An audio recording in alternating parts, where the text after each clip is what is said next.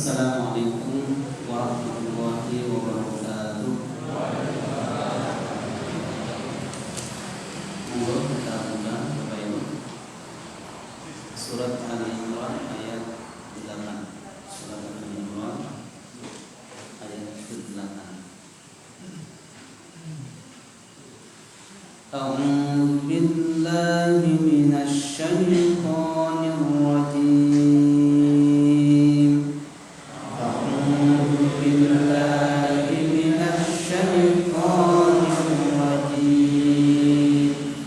Bismillahirrahmanirrahim.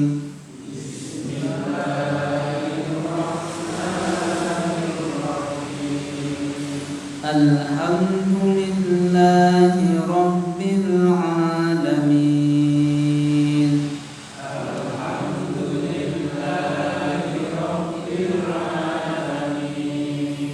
Ar-Rahmanir Rahim.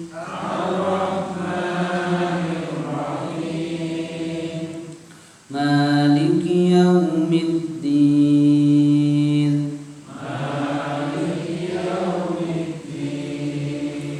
Iyyaka na'budu wa iyyaka nasta'in.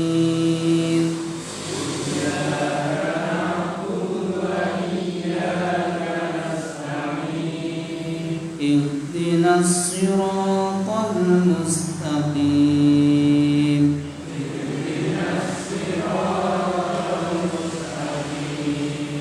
Siratal ladzina an'amta 'alaihim. Siratal ladzina an'amta 'alaihim ghairil maghdubi 'alaihim waladdallin.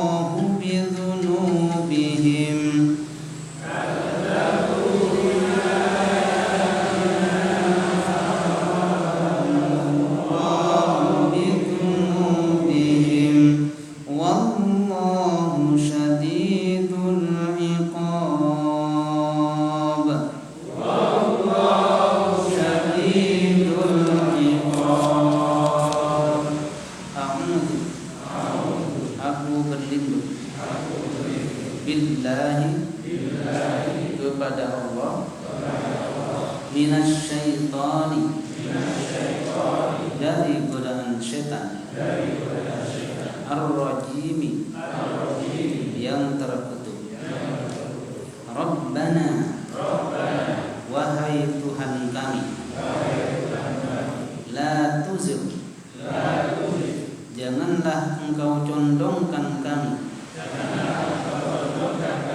ke hal yang tidak baik. Qulubana hati kami, ba'da sesudah, idh hadaitana engkau beri petunjuk kami, wahab lana dan anugerahkanlah kepada kami, min ladunka dari sisimu, rahmatan rahmat, innaka sesungguhnya engkau, anta engkau adalah al-wahhabu zat yang maha pemberi anugerah. Rabbana wahai Tuhan kami, innaka sesungguhnya engkau, jami'un nasi yang mengumpulkan manusia, liyaumin pada hari, la raiba fihi yang tidak ada keraguan di dalamnya. Innallaha sesungguhnya Allah, la yukhlifu tidak menyalahi, al-mi'ada janji-janjinya. Innal ladzina sesungguhnya orang-orang yang kafar mereka kafir, lan tughniya tidak akan bisa menyingkirkan, anhum dari mereka, amwaluhum harta mereka, wala auladuhum dan tidak pula anak-anak mereka, minallahi dari siksa Allah, syai'an sedikit pun, wa ulaika dan mereka itu adalah, hum mereka, waqudun nari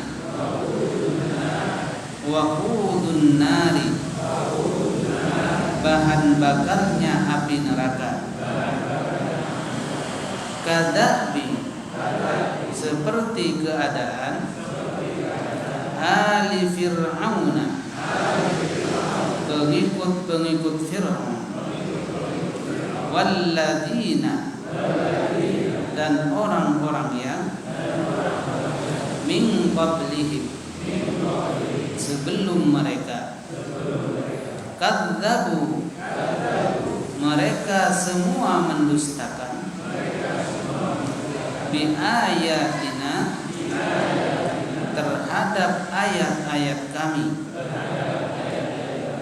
fa akhadhahum maka mereka disiksa, Allahu oleh Allah, bidunubihim karena dosa-dosa mereka, wallahu dan Allah, syadidul iqabi sangat keras siksaannya. Bismillahirrahmanirrahim. Alhamdulillahirabbil alamin. Assalatu wassalamu ala Rasulillah wa ala alihi wa ashabihi ajma'in. Amma ba'du, usikum wa nafsi wa iyyakum bittaqwa la'allakum tuflihun. Bapak dan Ibu jemaah pengajian Allah, saya hormati para sepuh dan sepuh pengajian jemaah pengajian malam Selasa ini. Alhamdulillah kita syukur kepada Allah Subhanahu wa taala yang telah memberikan kenikmatan kepada kita, nikmat sehat, iman dan juga nikmat kesempatan. Karena nikmat kesempatan dan kesehatan kadang-kadang kita tertipu dengannya sehingga kita tidak bisa melakukan. Barulah merasakan kalau kita sudah sembuh, barulah merasakan kalau kita sudah sakit. Maka oleh sebab itu beruntunglah yang mereka memanfaatkan masa-masa sehatnya dan masa-masa longgarnya untuk mendekatkan diri kepada Allah melalui amal saleh. Salawat dan salam tidak lupa kita aturkan pula kepada Nabi Muhammad sallallahu alaihi wasallam yang telah memberikan banyak hal kepada kita melalui sunnah-sunnah Nabi sallallahu alaihi wasallam. Ada sebuah hadis Nabi sallallahu alaihi wasallam yang mungkin perlu kita ingat, yang datangnya dari Jundub bin Junadah. Kita tahu kan Jundub bin Junadah itu adalah sahabat Nabi sallallahu alaihi wasallam yang beliau adalah mantan preman. Jundub bin Junadah. Jundub bin Junadah adalah mantan preman, tetapi dia masuk Islam minas sabiqun al-awwal, termasuk orang-orang yang awal-awal masuk Islam. Kurang lebih orang kelima atau orang keempat. Jadi yang pertama kan Khadijah, kemudian Ali, Abu Bakar, Ali. Kemudian keempat itu Jundub bin Junadah atau yang kelima. Berarti orang-orang yang sehingga beliau adalah termasuk orang-orang yang sangat dijamin masuk surga oleh Allah Subhanahu wa taala karena dekatnya Nabi. Nah, beliau itu menceritakan bahwasanya man shalla salatal subhi fi jama'atin dalam satu riwayat fa huwa fi dhimmatillah. Maka barang siapa yang melakukan salat subuh kemudian dalam riwayat yang berjamaah, maka sesungguhnya orang itu sudah dalam jaminan Allah. Maka dalam jaminan Allah. Maka oleh sebab itulah dalam hadis disebutkan, janganlah engkau itu mengakibatkan jaminan Allah yang ditarik oleh Allah, yang menyebabkan kalau jaminan ini sudah ditarik engkau akan masuk neraka. Katanya gitu kan. Berarti subhanallah salat subuh itu memang yang paling berat. Makanya paling sedikit safnya kalau subuh gitu kan. Walaupun di Al-Kautsar insya Allah juga lebih sedikit daripada salat isya, rata-rata. Ya. Maka oleh sebab itu maksudnya dhimmatillah, jaminan Allah itu udah menjamin. Berarti kalau dijamin oleh Allah, dijamin keselamatannya, dijamin nantinya akan dilancarkan urusannya, dijamin masuk surga semuanya. Diibaratkan kalau kamu masuk ke kantor bupati itu siapa yang menjamin? Bupati yang menjamin. Bupati aja yang menjamin lolos. Siapa? Kartu bupati. Kartu bupati beres. Itu belum Allah yang menguasai, bukan hanya. Maka jaminan Allah itu adalah diberikan kepada orang-orang yang dia suka melakukan salat subuh. Oleh sebab itu salah satu keutamaan salat subuh itu adalah dia akan mendapatkan jaminan dari Allah Subhanahu wa taala. Man shalla salatal subuh fa huwa fi dhimmatillah. Barang siapa yang melakukan salat subuh dengan berjamaah terutama, maka dia akan senantiasa dalam jaminan Allah Subhanahu wa taala. Kalau sudah mendapat jaminan Allah, tidak akan bisa, orang bagaimanapun tidak akan bisa menghalangi. Itu poin pertama yang mungkin sebagai penggerak kita, jangan sampai subuhnya kesiangan terus. Tapi kalau ikut pengajian ini insya Allah gak akan telat, kecuali sedih gitu. Jadi usahakan subuhnya itu yang membedakan orang-orang yang membedakan orang-orang munafik dengan orang-orang yang tidak munafik itu adalah subuhnya. Gitu. Jadi kita manfaatkan subuh itu walaupun kita rotok berat, itu kan lawan. Itu insya Allah kita akan berkah. Itu yang pertama. Kemudian yang kedua, Bapak dan Ibu sekalian, kemarin kita telah membahas di ayat-ayat sebelumnya bahwasanya Allah Subhanahu wa taala menjelaskan membagi ayat-ayat dalam Al-Qur'an yang jumlahnya 6.000 1600 sekian ke atas itu membagi jadi dua kategori. Yang pertama ada namanya muhkamat, ada namanya mutasyabihat. Itu jelas. Satu namanya muhkamat, dua namanya mutasyabihat. Ayat-ayat yang muhkamat itu adalah ayat-ayat yang sudah jelas. Artinya orang itu memahami tidak butuh pemahaman susah, tetapi tidak paham. Apa yang termasuk ayat-ayat muhkamat? Sekali lagi termasuk diantaranya adalah perkara-perkara halal dan haram, dan perintah dan larangan. Itu gak usah tanya, wa aqimus shalawatu zakat, salat piye? Itu salat 5 waktu itu. Kan gampang tuh. Salat zakatnya piye? Zakat mal dan zakat fitrah, kalau kita mampu zakat mal. Begitu. Kemudian ya ayyuhalladzina amanu kutiba alaikumusiyam. Udah jelas di situ. Yang maksud dengan puasa di situ, kalau kita umat Islam adalah puasa Ramadan. Maka ini ayat-ayat semua ini disebut dengan muhkamat. Muhkamat. Namun ada juga ayat-ayat yang mutasyabihat. Walaupun jumlahnya tidak sebanyak ayat-ayat muhkamat, tapi ada. Dan inilah yang dijadikan senjata oleh orang-orang Nasrani untuk melawan Islam. Melawan Islam. Sehingga datangnya Najran kepada Nabi Muhammad itu tujuannya untuk menentang Nabi, bahwasanya Nabi Isa itu adalah Tuhan. Nabi itu adalah Tuhan, bukannya di situ Tuhan.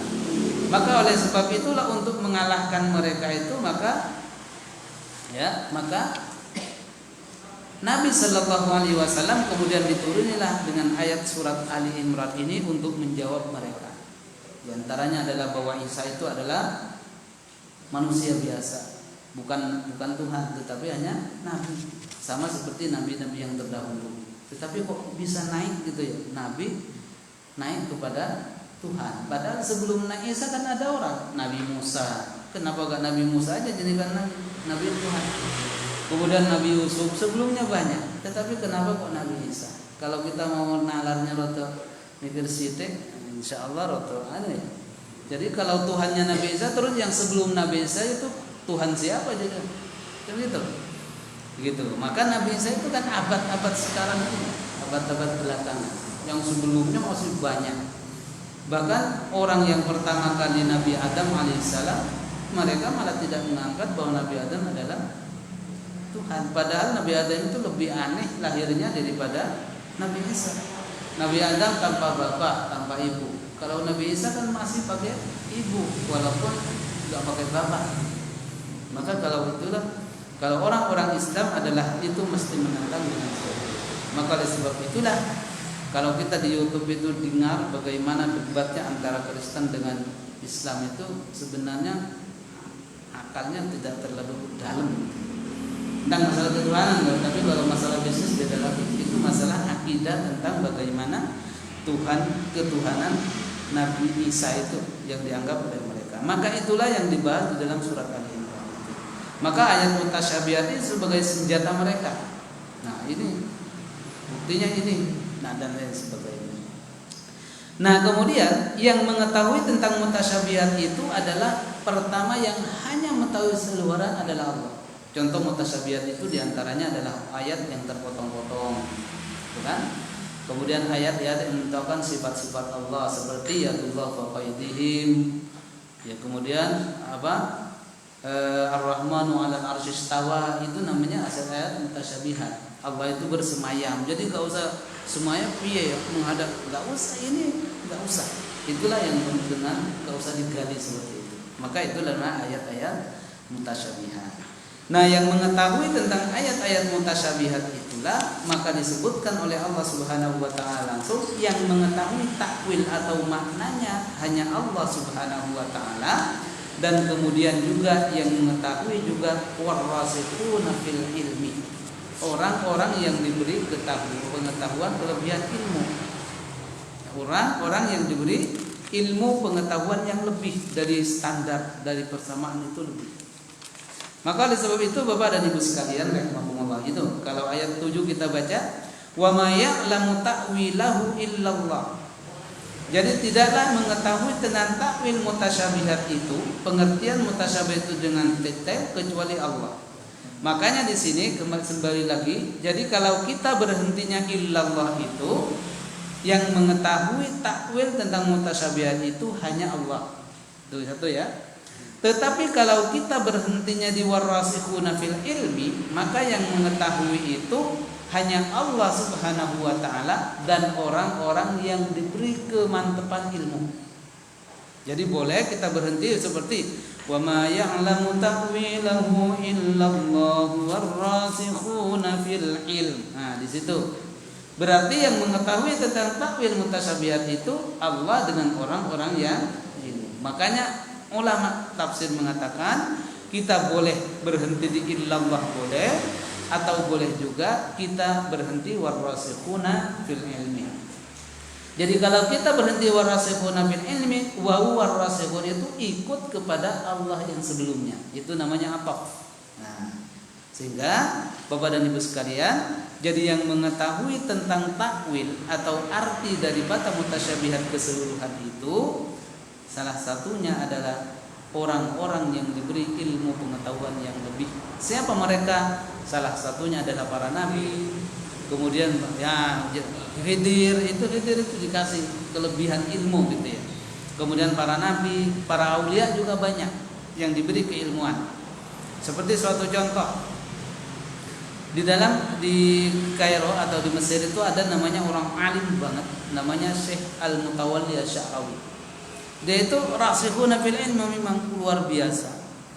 Jadi beliau ketika mau meninggal, tinggal 18 hari, itu anaknya Abdullah Asy-Sya'rawi namanya, dia menceritakan di dalam satu makalah gitu ya, bahwa beliau mengatakan sebelum atau setelah sakit 18 hari sebelum meninggalnya, beliau itu seolah-olah beliau itu sudah mengetahui bahwa meninggalnya itu kapan. Itu kan tahu tentang bagaimana dia itu karena keilmuannya, kekaramatannya kalau istilah kita. Dan pada saat yang menarik pada saat itu, jadi termasuk kealiman beliau itu karena sering kasaf namanya ya. Jadi kasaf itu dia mengetahui sesuatu yang tidak diketahui oleh orang lain. Itu namanya kasaf, melalui mimpi. Kasaf namanya itu ada. Kita harus percaya orang-orang yang alim itu kan kasafnya tinggi. Jadi dia mendengar, mengetahui dari kasaf namanya. Kasaf itu menyingkap gitu ya. Nah, kasafahnya, sehingga orang itu kan banyak orang-orang Indonesia juga Pak yang alim-alim mengetahui kan itu. Termasuk diantaranya yang terbukti beliau itu di Ka'bah itu ada namanya makam Ibrahim. Dan persana makam Ibrahim itu dulu pada tahun 1954 itu Raja Saudi mau memindah makam Ibrahim itu agar supaya lahan atau tempat tawaf itu lebih luas. Jadi makam Ibrahim mau diangkat ke belakang gitu ke kemana. Kalau Zam-Zam kan di bawahnya itu gak mengganggu karena dikasih ya, itu kan mengganggu gitu seolah-olah. Lalu pada saat itu Syekh Asy-Sya'rawi masih berada di Mekah mengajar di Ummul Qura salah satunya ya beliau. Lalu pada saat itulah beliau mendengar raja memutuskan. Jadi ulama Saudi itu sudah sepakat tinggal eksekusi aja. Udah tinggal ini. Tapi kasafnya Sya'rawi itu kemudian datang, pertahankanlah itu karena begini-begini. Akhirnya udah tinggal 5 hari. Iya caranya menghubungi raja kan rajanya sementara dilihat kalau itu. Akhirnya dengan kasafnya lalu kemudian dia ngirim surat pakai tulis tangan dan suratnya itu 5 lembar. Salah satu yang isinya itu mengatakan bahwasanya janganlah dipindah makam Ibrahim itu karena dalilnya seperti ini, ceritanya seperti ini. Jadi kalau kita dipindah begini. Akhirnya tinggal 2 hari udah mau mendengar lihat ayat atau lihat surat dari orang Mesir itu, lalu kemudian dia rajanya berpikir lagi. Dikumpullah ulama Mesir, ulama Saudi. Kalau ini ulama Mesir kan. Nah, maka kemudian setelah dikumpulkan kemudian dia mengatakan ini ada begini, ini ada surat dari Mutawalli Asy-Sya'rawi begini-begini, jadi jangan sampai terjadi pemindahan makam Ibrahim. Apakah dalil yang disebutkan oleh beliau ini tepat atau benar? semua ulama Saudi itu mengiyakan yang tadinya udah tanda tangan padahal boleh. Maka oleh sebab itu tinggal 1 hari karena sudah bagus, lalu kemudian datang.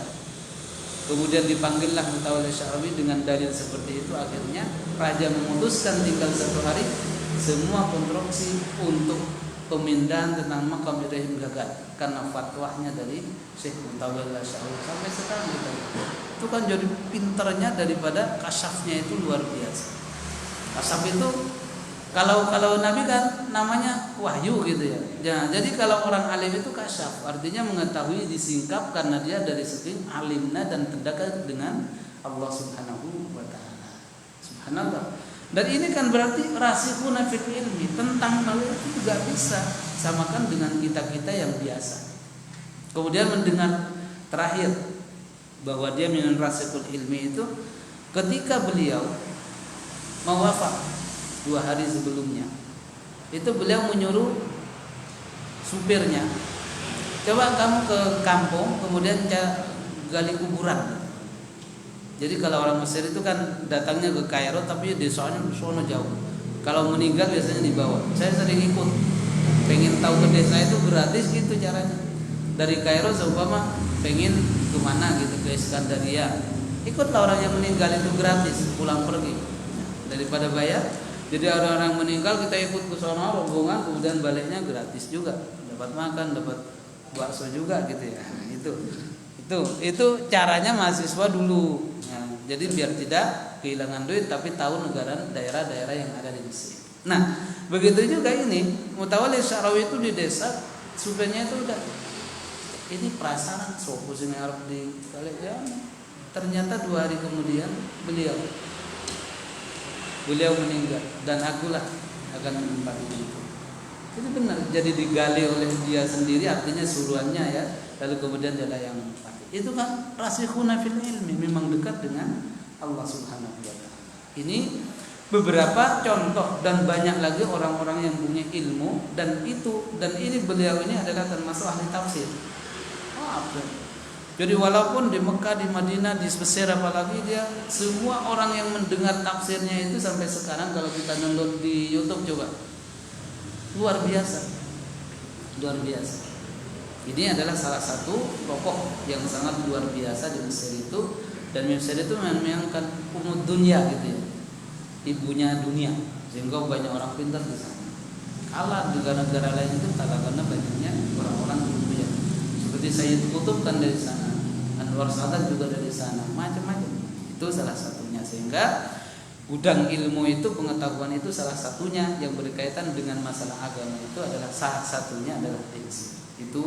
Kalau kita menuntut ilmu anak-anak kita itu monggo, itu kan ada beasiswa setiap tahun gratis, makan minum jamin, asalkan dengan 2 syarat. Pertama bisa bahasa Arab, kemudian yang kedua punya hafalan walaupun hanya 5 juz. Itu aja, daftar insya Allah lolos gitu ya. Itu berangkat nanti gratis gitu. Jadi bagi bapak dan ibu, baik itu putra ataupun putri, kalau memang mau perdalam ilmu agama yang pengen ke Mesir, itu masih ada kesempatan banyak sekali. Ya, banyak sekali. Kalau ke Saudi kan jatahnya terbatas, 30 orang, itu pun pakai murasalah ada. Tetapi kalau di Mesir itu 100, itu yang S1. Bisa juga SMA-nya juga di sana, macam-macam. Jadi banyak yang SMA di sana itu banyak. Keren tapi. Jadi matematika pakai bahasa Arab. Bukan 1 tambah 1 tapi wahid ziyadah wahid.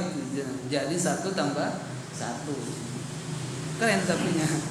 Itu sedikit tentang orang, contoh yang dimaksud dengan rasikhul ilmi. Lalu kemudian Bapak dan Ibu sekalian, lalu siapakah ciri-ciri rasikhul ilmi itu? Nah, ini perlu kita catat. Apakah kita masuk apa enggak gitu ya? Untuk mengetes apa kita masuk rasikhul ilmi atau enggak. Diambil dari hadis Nabi sallallahu alaihi wasallam, dan ini juga kalau kita punya kitab tafsir Ibnu Katsir, di situ dijelaskan. Ya. Bahwasanya an Abi Darda anna Rasulullah sallallahu alaihi wasallam suila anir rasikhina fil ilmi. Pada suatu hari Nabi itu ditanya tentang orang yang mapan dalam ilmunya itu siapa saja, ciri-cirinya. Maka ciri-cirinya faqala, maka Nabi menjawab, ciri-ciri orang itu Di antaranya adalah orang yang berdoa, Rabbana la tuzigh qulubana. Itu ayat setelahnya itu ternyata ciri-ciri orang ar-rasikhuna fil ilmi. Jadi apa? La tuzigh qulubana ba'da idh hadaitana wa hab lana min ladunka rahmah. Kemudian menurut Nabi sallallahu alaihi wasallam berikutnya yang dimaksud orang yang menjadi ciri ar-rasikhuna fil ilmi man barrat yaminu. Jadi orang yang menunaikan sumpah-sumpahnya. Orang pernah bersumpah, berjanji ditepati. Berarti cirinya. Ya Allah. Monggo Pak, Bapak Ibu disambil dulu ya. Kita bilang bismillah dulu. Bismillahirrahmanirrahim. Lupa maaf. Wah, benar. Ya, bismillah.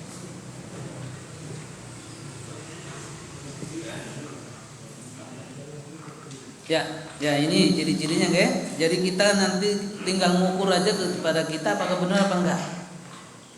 Yang dimaksud dengan rasikhul ilmi ciri yang pertama menurut Nabi, di samping orang yang berdoa tadi, man barrat yaminu, orang yang senantiasa menepati sumpah dan dina. Jadi tidaklah dia bersumpah kecuali dia menepatinya. Jadi orang yang bersumpah kemudian dia menyalahinya, dia itu sebenarnya harus memberi makan kafaratnya ya 10 orang. Kalau enggak dia berpuasa. Kalau enggak dia berpuasa 3 hari. Ya makanya ini bagi suami umpama kadang-kadang janji kepada seorang aku terakhir nikah meneh. Habis itu nikah. Kemudian puasa. Kenapa puasa? Saya bersumpah kemudian melanggar. Berarti dia boleh. Artinya secara hukum dia itu tidak, karena sudah bersumpah kemudian cara menyawatnya adalah orang yang berpuasa 3 hari. Itu kan banyak. Orang yang alim biasanya yang bisa mengerti seperti itu orang yang tahu. Kalau orang nggak tahu nggak bakal tahu. Itu bukan ilmu. Berjanji saya janji pokoknya satu-satunya minggu itu. Pas keluar kota suwe rapi meneh. Kan melanggar sumpah otomatis. Nah, ini untuk menebusnya itu karena dia harus membayar ngasih makan angin. Lalu kemudian barulah dia berpuasa 3 hari untuk membayar namanya kafarat daripada sumpah. Jadi kita nggak boleh sumpah kemudian kita langgar. Maka harus. Jadi orang yang rasikhul ilmi itu adalah yang pertama mereka yang suka menepati tentang sumpah. Kemudian yang kedua, wasitqul lisani. Dia itu benar ucapannya. Nah, ini enggak pernah ngapus jelas. Kalau kita kadang-kadang ora juga ya. Maka gitu. Jadi yang berikutnya itu adalah memang benar-benar lisannya itu dijaga. Tidak pernah. Kalau para nabi kan bisa dihitung gitu. Kalau kita enggak bisa dihitung. Kalau Nabi coba contohnya Nabi Ibrahim, itu kan bisa dihitung pernah ngapusinya, tapi ngapusi yang baik. Contohnya Nabi Ibrahim, coba kalau memang nggak percaya engkau itu bahwa bukan saya yang membinasakan patung-patungnya, tanya kepada patung yang gede. Kan itu seolah-olah mengapusi, tetapi enggak gitu. Bisa dihitung 2-3-nya. Padahal usia beliau itu lebih dari 100, tapi mengapusinya sidik. Kita umurnya 20 tahun ngapusinnya gitu. Gambarannya seperti itu. Wajah wasitqul lisan. Jadi ucapannya itu. Kemudian yang ketiga ini yang betul berat. Wastiqamah qalbuh. Jadi hatinya itu lurus. Enggak pernah punya gerdeg. Wah, itu jangan-jangan sing lewat ning omah itu. Nah, itu. Jadi enggak ada unsur-unsur suudzannya kepada orang itu jelas tidak ada. Curiganya kepada orang tidak ada. Kemudian yang selanjutnya waman a'affa batnahu wa farjahu. Jadi orang yang memelihara kehormatannya yaitu perut, maaf dengan kemampuan. Perut artinya tidak diisi dengan yang remang-remang, yang syubhat-syubhat, apalagi yang riba. Perut tidak diisi kecuali memang betul-betul halal. Perut tidak diisi kecuali hasil usaha kita. Perut diisi bukan karena minta-minta. Inilah semua orang yang rasikhuna fil ilmi. Fadzalika minar rasikhina, ini kemudian ditutup oleh Nabi sallallahu alaihi wasallam Kalau sudah melakukan seperti itu, fadzalika minar rasikhina fil ilmi, maka begitulah ciri orang yang ilmunya itu dia manfaat. Itu. Jadi itu ciri tentang orang rasikhuna fil ilmi. Jadi pantaslah orang yang sudah bisa menjaga seperti itu, lalu kemudian dia bisa mendapatkan bagaimana dia mendapatkan ilmu dengan baik sampai mengetahui apa yang tidak diketahui oleh kebanyakan orang lain.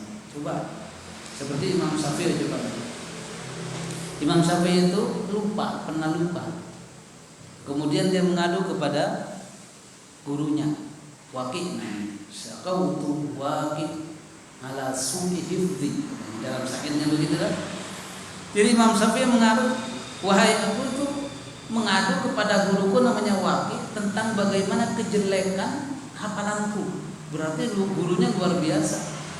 Imam Syafi'i aja itu hafal Quran usia 9 tahun, 7 tahun dah hafal, tapi rasa gitu kan. Tapi beliau pun juga gurunya mengadu kepada gurunya bahwa jelek hafalannya katanya. Subhanallah. Maka kemudian apa kata gurunya? Maka wa arsyadani ala tarkil ma'asi. Maka sesungguhnya guruku itu menyarankan kepadaku agar supaya aku meninggalkan maksiat. Sesungguhnya wa nurullah la yusti lil asi. Karena sesungguhnya nur Allah, cahaya Allah itu berupa hafalan kebaikan-kebaikan itu tidak akan diberikan kepada hati yang selalu bermaksiat. Itu kan mantap. Jadi pantaslah Imam Syafi'i jadi imam. Ya hafalannya jadi apa? Ketika ditanya, ketika berguru kepada siapa? Imam Malik di Madinah kan datang. Karena harusnya besok datangnya tapi enggak sih. Karena dia nunggu, ya udah pengajiannya besok, sekarang nunggu aja. Kayak gini, sekarang kita udah datang ke sini hari Minggu kemarin. Pengajian tafsirnya kapan? Besok. Dia nunggu di sini. Kalau kita kasih doa, kalau kita kan gitu kan. Nah, ya suwe. Tapi Imam Malik enggak. Pada saat itu dia nunggu di luar. Di luar nunggu udah semalam. Kemudian untuk jadi bekalmu untuk persiapan besok kamu jadi latennya Imam Malik memberikan kitabnya. Baca dulu kitabnya Imam Malik namanya Al-Muwatta. Lagi ke apa? Al-Muwatta. Al-Muwatta nama kitabnya. Hadis yang tersahih sebelum Bukhari Muslim Al-Muwatta namanya. Ini baca. Lalu besok kemudian mana Syafi'i katanya kalau bahas ya itu. Kaifa qara'ta al-Qur'an sudah dibaca belum kitab? Kalau apa jangan sudah bermakna. Hafidtu min awwalihi ila akhirih. Alhamdulillah saya wahai sudah menghafal dari A sampai Z. Mata yang gedenya kayak gitu hari Selasa sampai Rabu hafal. Luar biasa kan? Jadi hanya sehari terpautnya dikasih kitab suruh persiapan. Kalau kita kan baca dikit kita daftar isinya apa wae kan gitu. Bakal dihafal kabeh kan. Jadi banternya hafalannya luar biasa Imam Syafi'i. Kan itu kisah-kisah banyak itu kan ini kisah-kisah yang seperti ini tidak didapatkan kecuali di kitab kita. Tapi penyampaian ilmu yang paling efisien itu adalah mendengarkan. Kalau tetap baca apalagi bahasanya orang paham malah tambah kabur gitu kan. Tapi kalau mendengarkan dicatat bisa kita kembangkan. Itu diantaranya. Jadi kita kan bisa cerita pada anak-anak Imam Syafi'i begini. Itu dengan hanya mengutip satu syair syaqautu ila Waqi' an su'i hifdzi. Saya mengeluh kepada Waqi' tentang kejelekan hafalanku wa arsyadani ala tarkil ma'asi. Dia menasihati untuk meninggalkan maksiat. Karena sesungguhnya orang yang nur cahaya Allah tidak masuk kecuali kepada orang yang bersih dari kemaksiatan. Itu ar-rasikhuna fil ilmi. Sambung ya. Nah, itulah beberapa hal yang berkaitan dengan orang yang bisa mentakwil al-mutasyabihat itu hanya Allah dan orang-orang yang diberi ilmu pengetahuan yang tinggi oleh Allah Subhanahu wa taala. Kemudian Bapak dan Ibu sekalian, selanjutnya Allah Subhanahu wa taala menjelaskan bahwasanya Allah menjelaskan orang-orang ar-rasikhuna fil ilmi ciri utamanya adalah yang sering berdoa. Rabbana la tuzigh qulubana ba'da idh hadaitana wa hab lana min ladunka rahmah innaka antal wahhab. Rabbana. Jadi Rabbana di situ terjemahannya adalah wahai. Jadi aslinya ada ya-nya, tetapi karena sudah Rabbana mewakili, ya-nya dibuang. Aslinya ya Rabbana. Ya Rabbana. Di mana kita ketahui kok ada ya-nya karena kelihatan Rabbana. Ya itu ya munada, ya nida namanya, ya wahai. Maka terjemahannya kalau kita nyebutkan Rabbana itu wahai Rabb kami. Jadi gitu. Kemudian apa? La tuzigh qulubana. Jadi doanya, wahai Rabb kami, wahai Rabb yang memelihara kami, yang menghidupkan kami, la tuzigh qulubana. Janganlah engkau condongkan ke perkara-perkara yang jelek hati kami. Jadi tuzigh itu artinya condong kepada hal yang jelek. Itu namanya tuzigh. Condong kepada kejelekan. Janganlah engkau condongkan kami, hati kami itu ke hal-hal yang baik, yang enggak baik. Ba'da id hadaitana, setelah engkau beri petunjuk kami. Makanya doa ini judulnya adalah keteguhan iman atau kekuatan keimanan.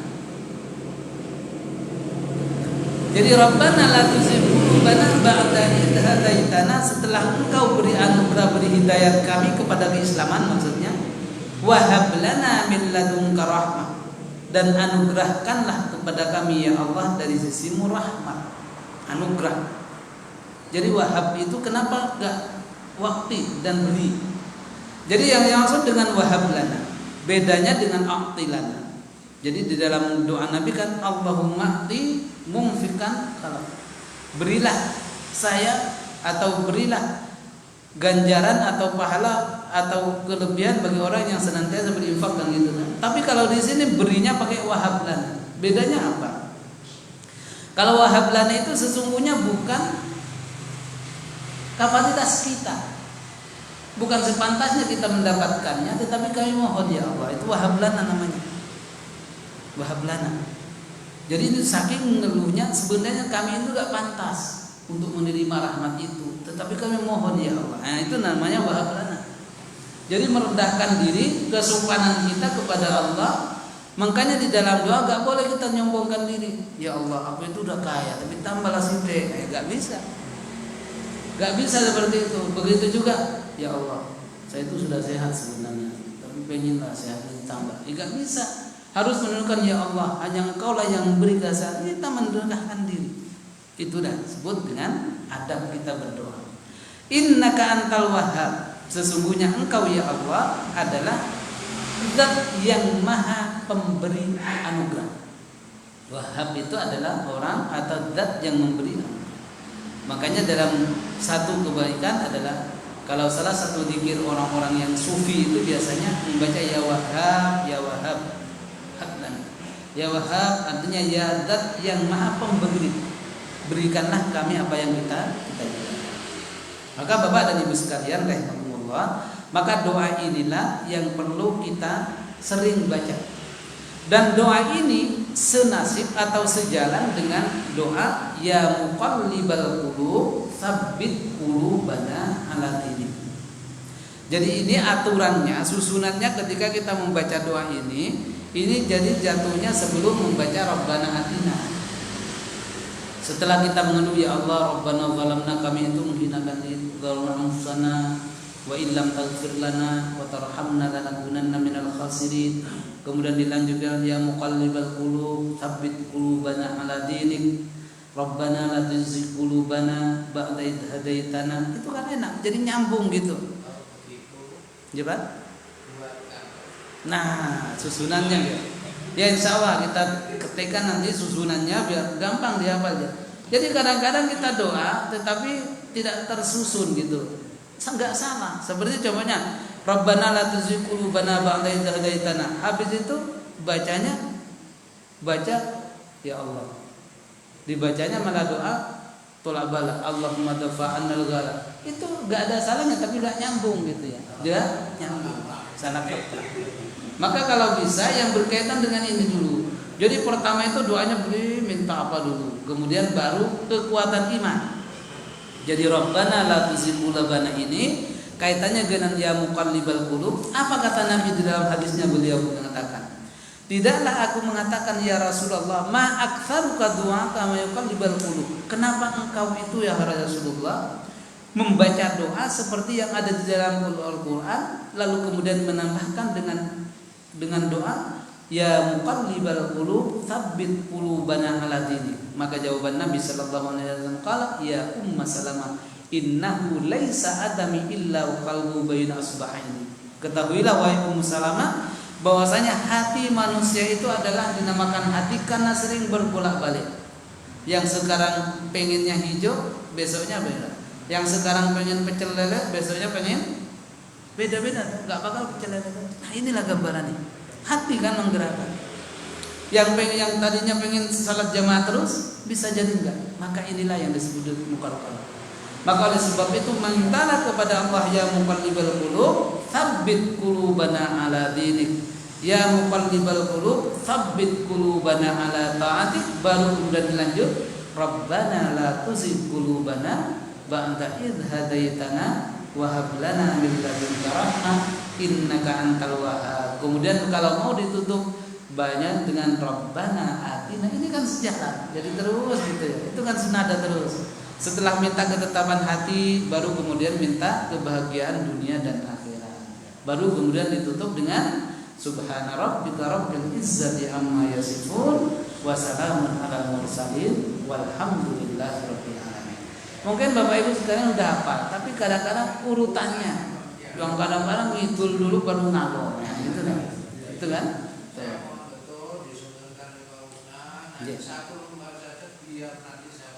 Oke Pak, ya siap insya Allah besok ya.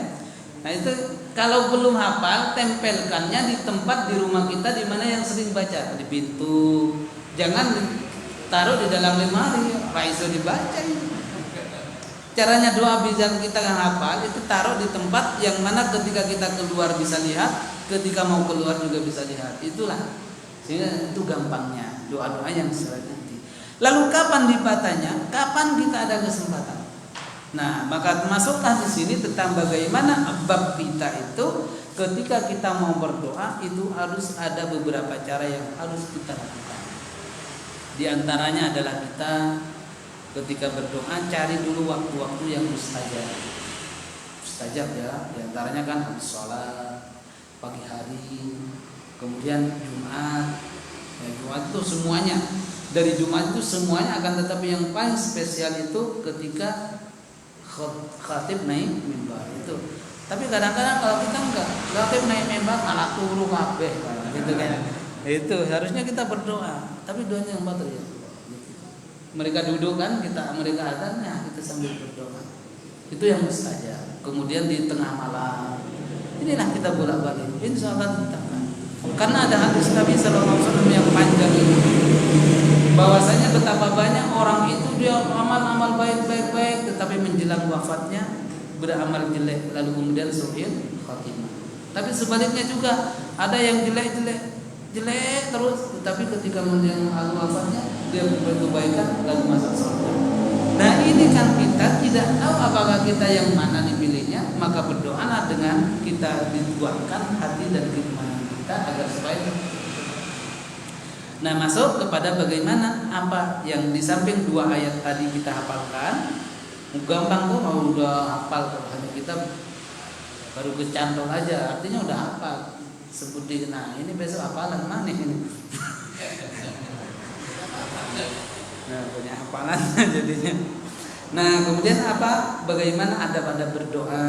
Salah satunya adalah kita berwudu dulu terlebih dahulu.